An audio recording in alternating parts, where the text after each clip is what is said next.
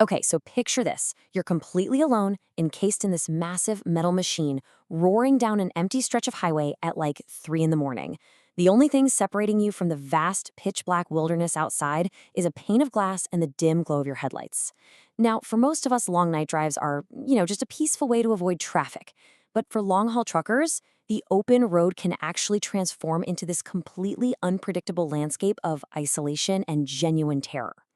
Today, in this explainer, we're unpacking 3 harrowing firsthand accounts from seasoned truck drivers who encountered the absolute unimaginable in the dead of night. We'll be looking at the psychology of the road, the sheer survival instincts required, and what happens when the highway fights back. One seasoned driver summed up this psychological toll perfectly. He said, make peace with whatever demons might be lurking. They'll definitely eat at your brain in the lonely hours. I mean, that just hits the nail on the head, right? It captures the harsh reality of long-haul trucking. You really can't gauge how extreme isolation is going to affect you until you're actually living it. But as we're about to see, the demons inside your head, they are absolutely nothing compared to the physical dangers waiting out there in the dark. So let's dive right into this. Story number 1, the Mojave Desert Mystery Encounter. So our first account takes us way out to the Mojave Desert back in 2017.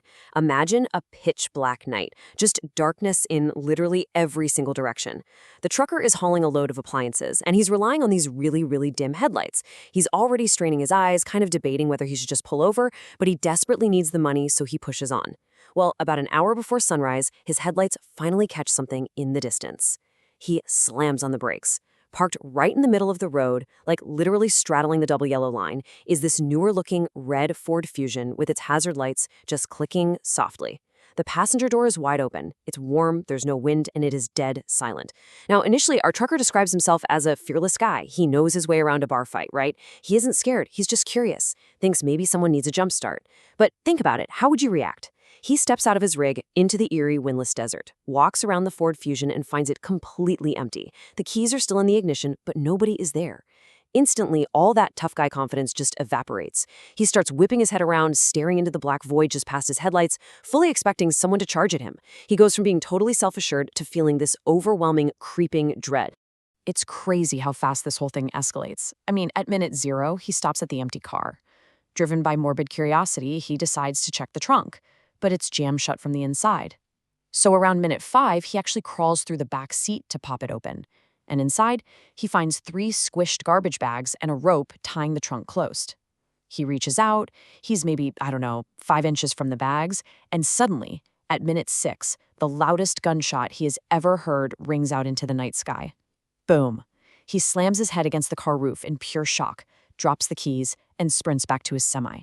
And as he's scrambling to climb in, this grungy voice starts yelling from the darkness, and it's rapidly getting closer.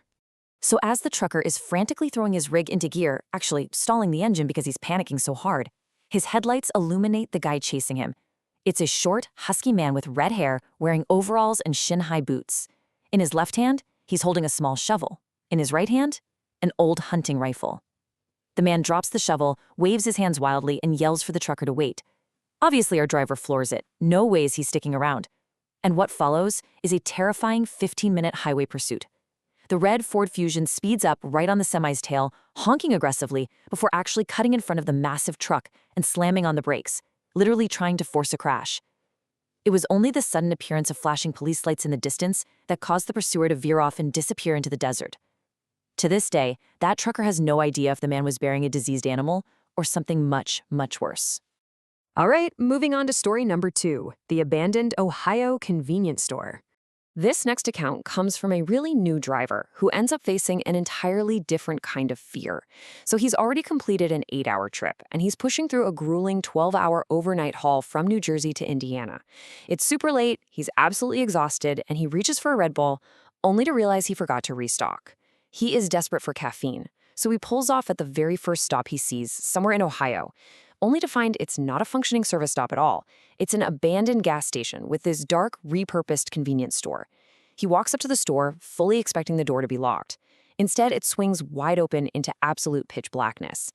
As his eyes finally adjust, he notices this faint glow coming from a back room. He cautiously pushes open the door, and what does he find? A plugged-in refrigerator sitting against the wall. But when he opens it, it's completely gutted. The shelves are gone. It's just this empty, humming appliance inside a totally dead building. And then, just as he shuts the door, he hears a sharp clatter from the main room right behind him, the unmistakable sound of something hitting the floor. He just freezes. That unseen threat is more than enough. He jogs out, sprints down the road to an open shop, grabs his drink, and rushes back to his truck.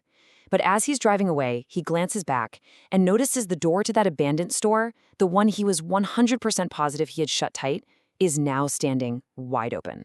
So the caffeine snaps him awake, but now his mind is just racing. He merges back onto the lonely highway, trying his best to rationalize the whole gutted fridge thing.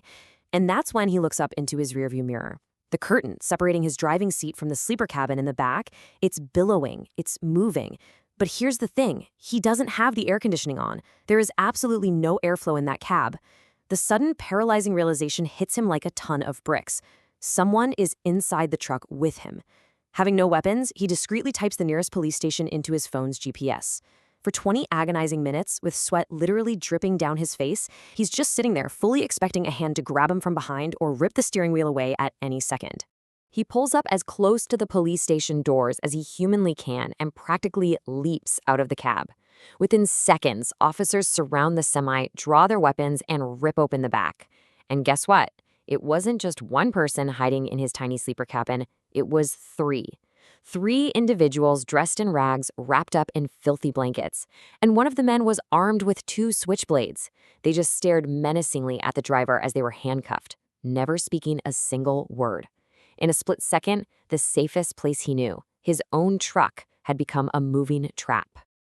Which brings us to story number 3, the Montana Woods Deceptive Trap. Our third account comes from a veteran driver up in North Dakota, and he's pushing this brutal, non-stop overnight run into Montana. Now, the flat, unchanging roads of the Midwest make trucking easier in some ways, sure, but that monotony breeds a really deadly, hypnotic kind of exhaustion. By midnight, he is fighting a losing battle just to keep his eyes open, desperate to knock out the final hour of his route. So he turns to a tool frequently used in the industry to kind of cheat sleep, smelling salts. If you don't know, these are chemical compounds that trigger a really harsh, involuntary inhalation reflex to rapidly spike your consciousness. He takes a massive whiff, feels that sharp burn hit his nose, and relies on that quick jolt of adrenaline to keep his 80,000-pound truck on the road. But half an hour later, the fatigue wins again. The rumble strips blare out as his truck starts drifting into the shoulder. He knows it's way too dangerous to keep going, so he slows down to find a place to pull over.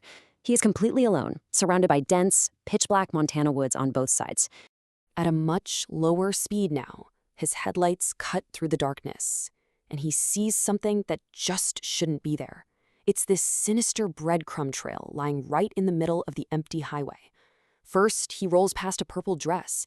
He rubs his eyes, thinking, maybe he's just hallucinating from the lack of sleep. 200 yards later, a pair of shoes. He starts clutching a cross given to him by his father, starting to panic. Finally, he finds a pile of little boys' and girls' clothing. Against every single basic survival instinct he has, his exhaustion and his sheer concern for a child take over. He stops the massive truck, steps out into the freezing morning air, and walks over to inspect the pile. So he's standing there, right? Standing over these children's clothes, peering into the pitch-black woods. And the dead silence is suddenly broken. From the left side of the road, a distinct crunch. 30 seconds later, from the opposite side of the road, another crunch. Footsteps.